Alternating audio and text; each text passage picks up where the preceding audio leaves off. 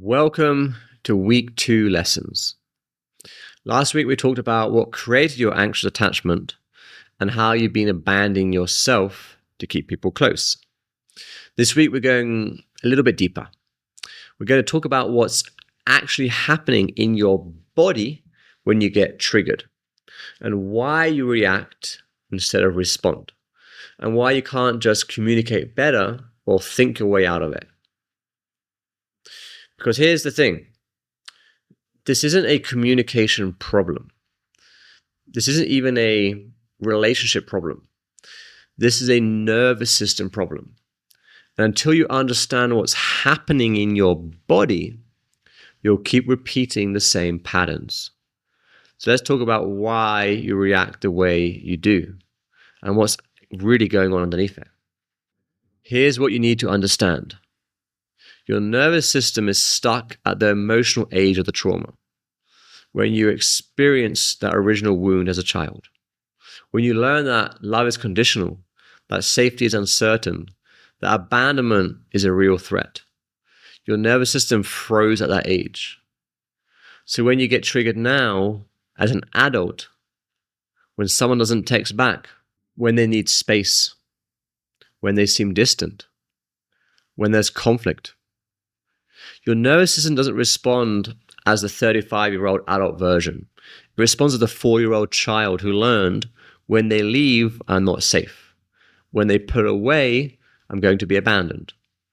When I can't reach them, something terrible is going to happen. So let me give you some examples here. Your partner doesn't text you back for 6 hours. Logically, you know they're probably just busy, working, out and about. You know they're not actually leaving you. You know it's not that deep. But your body doesn't feel that, know that. Your body feels the panic, the tightness in your chest, the knot in your stomach, the urgency to reach out, to check in, to make sure everything's okay. That's not you overreacting. That's your 4-year-old nervous system saying this feeling equals danger. We learned this. When they disappear, we're not safe. And here's the critical part. Your nervous system doesn't know the difference between then and now. It doesn't know you're 35. It doesn't know you're financially independent. It doesn't know you'll survive this person leaves. All it knows is this feeling equals the feeling I had when I was 4 and mum, dad pulled away. And that feeling equals threat. So your survival responses kick in.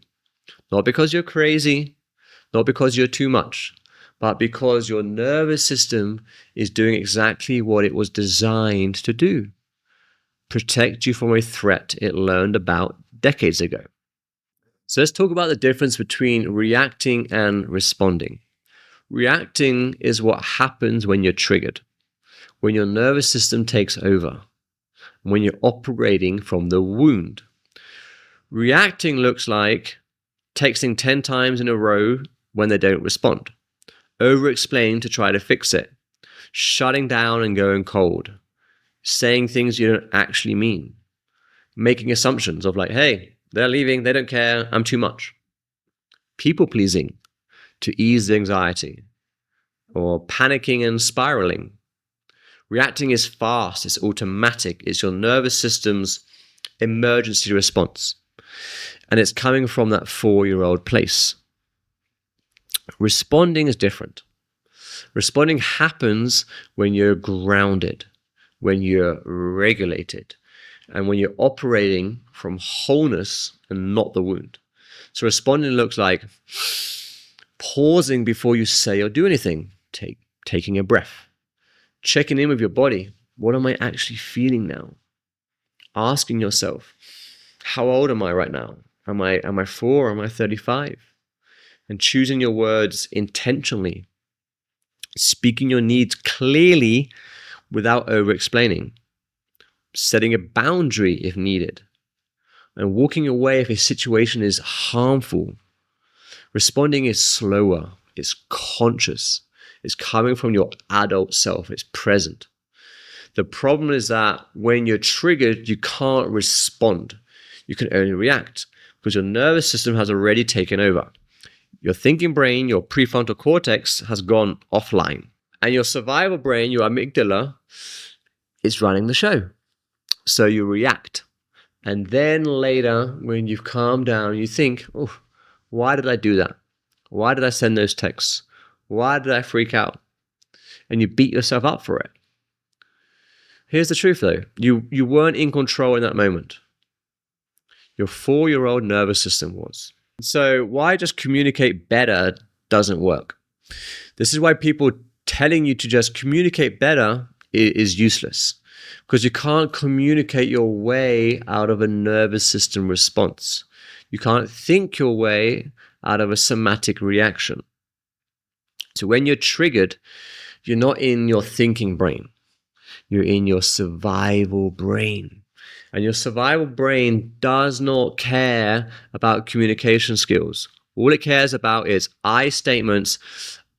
It doesn't care about healthy conflict resolution. It cares about one thing: survival.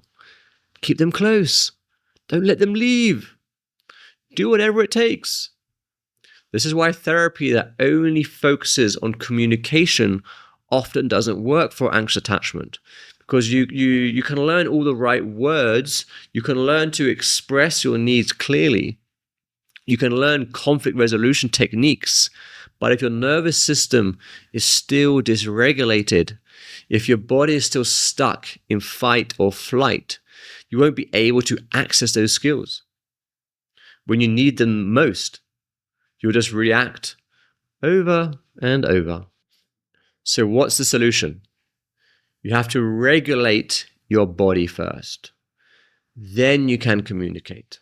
So let's talk about the difference between somatic regulation and cognitive regulation. Cognitive regulation is what most people try first. It's thinking your way through it, telling yourself, it's fine, they're just busy, don't spiral, you're overreacting, calm down, or this isn't a big deal, stop being anxious. And sometimes it's, if the trigger is small, cognitive regulation works. You can talk yourself down, but if the trigger is big, if your nervous system is activated, cognitive regulation doesn't do shit, because you can't think your way out of a body response. So somatic regulation is different. Somatic regulation means regulating the body first, not the mind, the body. Because the anxiety, the panic, the reactivity is all happening in your body. That tightness in your chest, that knot in your stomach, the shallow breathing, the racing heart, that's where the dysregulation lives, not in your thoughts. So somatic regulation looks like breathing, deep, slow breaths that signal to your nervous system we're safe. Grounding, feeling your feet on the floor, feeling your body in the chair, coming back to the present moment. Movement, shaking, stretching, walking. Let the energy move through your body instead of staying stuck. Sensation, putting your hands on your heart, feeling your warmth, giving your body a physical cue. I'm here, you're safe. Also sound, humming, sighing, making noises, activating your vagus nerve to calm your nervous system. Because when you regulate your body first, when you create safety in your nervous system, then your thinking brain can come back online. Then you can communicate, and then you can respond instead of react, but not before. Body first, always. Now, there's a book called The Body Keeps the Score by Bessem van der Kolk. And the title says it all. The body keeps the score. I'm sure you may have heard about it. So trauma doesn't live in your mind. It lives in your nervous system, in your body. So you can understand your anxious attachment intellectually. You can know why you react the way you do. You can know where it comes from. You can know all of that. It has its purpose, and you can still react. because the wound isn't stored in your thoughts. It's stored in your body, in the way your nervous system responds to certain cues, in the way your chest tightens when someone pulls away, in the way your stomach drops when they don't text back, and in the way your body remembers the original abandonment. Even if your mind has moved on, this is why you can't just get over it. This is why understanding isn't enough, because the body is still holding the trauma. And until you go back into the body, until you feel the wound, until you process it somatically, it's going to keep running the show. You can't think your way out of it. You have to feel your way through it. And why understanding isn't enough. So here's another harsh truth. Understand the pattern isn't enough. You can know exactly why you're anxious. You can know it's because of your childhood. You can know it's because your nervous system is stuck at 4 years old. You can know all of that. And it won't change anything, because knowing and healing are two different things. Healing happens when you go back into the body, when you feel the sensations, when you stay with the discomfort instead of running from it, when you give your nervous system a new experience, an experience that says, you're safe now, you're not 4 anymore, I'm here, I won't abandon you. This is somatic work, and this is what we're going to do throughout the program. Not just understanding the wound, but feeling it, processing it, releasing it, giving your body the resolution it's been waiting for. Because that's the only way to actually heal. Not by thinking about it, but by being with it. So here's what this means practically. When you get triggered, when someone doesn't text back, when they need space, when you feel the panic rising, your first move is not to communicate. Your first move is to create safety in your body. Here's what that looks like. Step 1, pause. Don't text, don't call, don't reach out, just pause.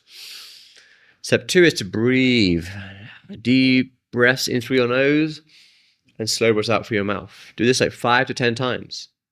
And step 3 is to ground, to feel your feet on the floor, to feel your body in the chair, and to say to yourself, I'm here, I'm safe, I'm 35 now, not 4.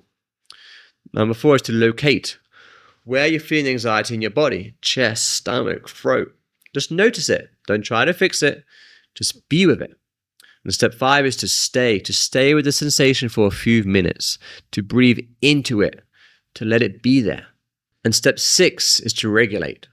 Once your body feels calmer, once the panic has eased, then you can decide how to respond. Maybe you reach out and express a need. Maybe you realize you don't need to reach out at all.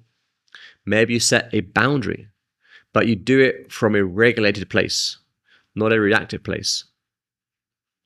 Body first, always, then response. So this week, your assignment is the daily awareness exercise. You're going to track your triggers, your reactions, your body sensations. And you're going to start building awareness of what's happening in your nervous system. Because you can't change what you can't see. And right now, we're seeing everything. You're not overreacting. Your nervous system is responding to a threat it learned about decades ago. And now we're going to teach it something new. I'll see you in the next video where we'll talk about energy dynamics. See you soon.